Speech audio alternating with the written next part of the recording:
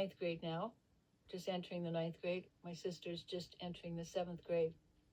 She just got a locker, junior high that I'm talking about.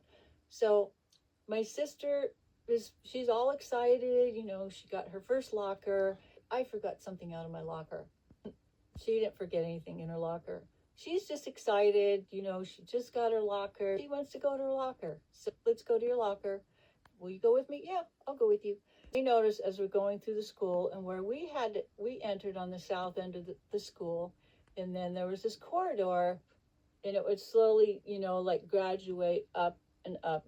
Edgar was the very last row running this way. Around the corner at the end of that was her locker. And as I'm in my locker opened that way. So I'm in there, but all of a sudden I look this way because I see a shadow coming out of my peripheral vision. So I look to the right and I see this man just coming up from the side of the outside corridor. And then he looks right at me and he starts to make a beeline for me. What's going on? I close my locker. I turn around. I start heading around the corner because I know my sister's still in her locker around. Look, just keep walking straight. And she's still kind of like dilly-dallying a little bit. And I said, you need to walk faster. I can still see the peripheral vision on this side. Each time we passed a corridor, I could see a body. Boom.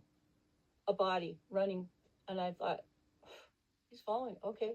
He's keeping time with us. Oh, that I was watching him. In my mind, I'm thinking, I know exactly where he is. We have to walk right on the other side of that wall. There's a bunch of shrubbery in there, and he's on the other side of that wall. I know he is.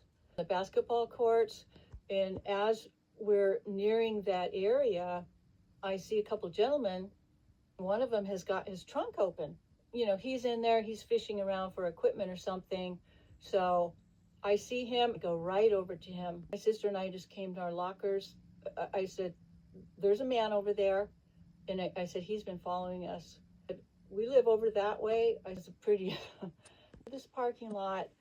And I said, I know he's on the other side of that wall. We got to that clearing where we reached that wall. I went and I pointed. There he is, right there. That's him. So there he was. He's up against the wall, you know, he's got his whole body up against the wall.